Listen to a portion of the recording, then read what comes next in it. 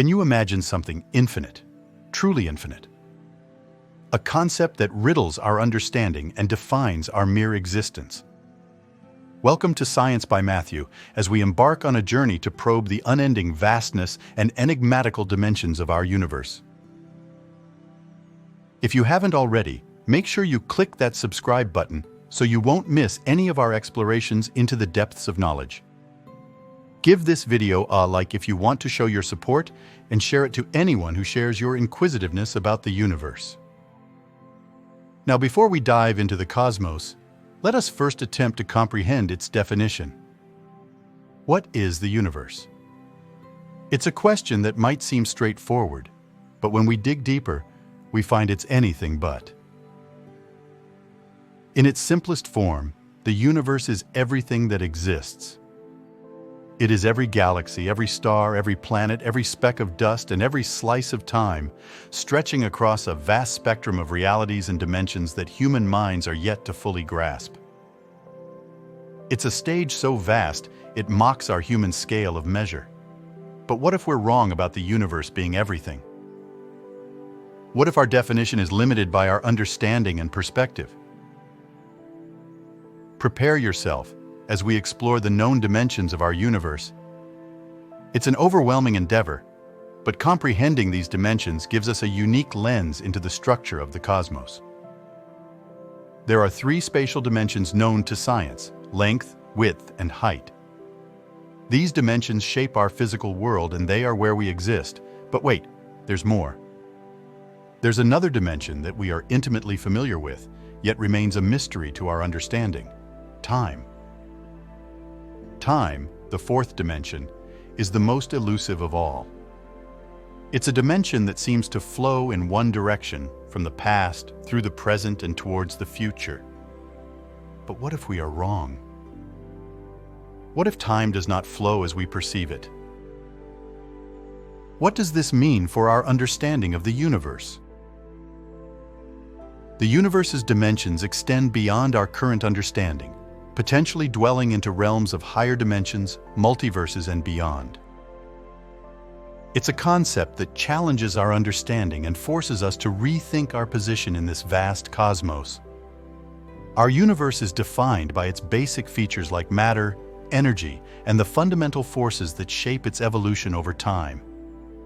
The galaxies, stars, planets, and all forms of life, including us, are manifestations of these basic features. But there's more to it than meets the eye. Mysteries like dark matter and dark energy, concepts that challenge our understanding of the universe, reside in the shadows of this cosmic stage.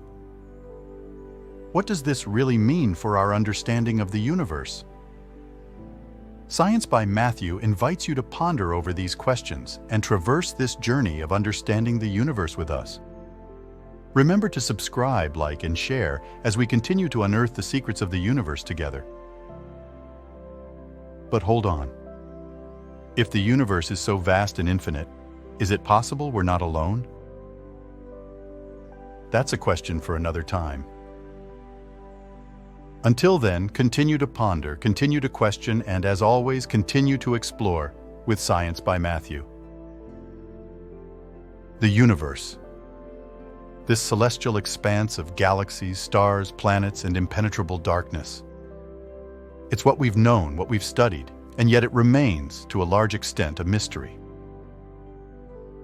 But what if I told you there is more than this? That beyond this realm of existence there lies nothingness. Welcome back once more to an episode on Science by Matthew.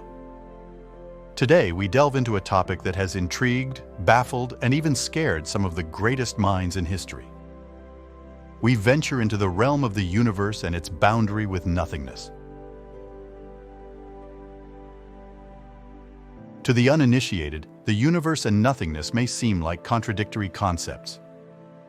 But in the depths of cosmological study and philosophy, these two concepts begin to blur and merge. Does this make you uneasy? Prepare yourself, because as we are about to find out, the line between the universe and nothingness is not only blurred, but is a subject of intense debate. But first, let's ask ourselves a fundamental question. What is the universe? To some, the universe is everything we see, touch, smell, and hear. To others, it's a more abstract concept, encompassing not just our physical reality, but also our thoughts, dreams, and even possibilities. So if that's the universe, what then is nothingness? Is it simply the absence of the universe? Or is it a state of existence in itself? Philosophers and scientists alike struggle with this duality. Some suggest that nothingness is merely a concept, a philosophical construct beyond our comprehension. But for a moment, let's assume that nothingness is real and exists outside the boundaries of our universe. If that's the case, where does the universe end and nothingness begin? And how do we differentiate between the two? Many cosmologists argue that the universe is not only infinite, but also continuously expanding. This implies that the universe is constantly encroaching upon this supposed boundary with nothingness.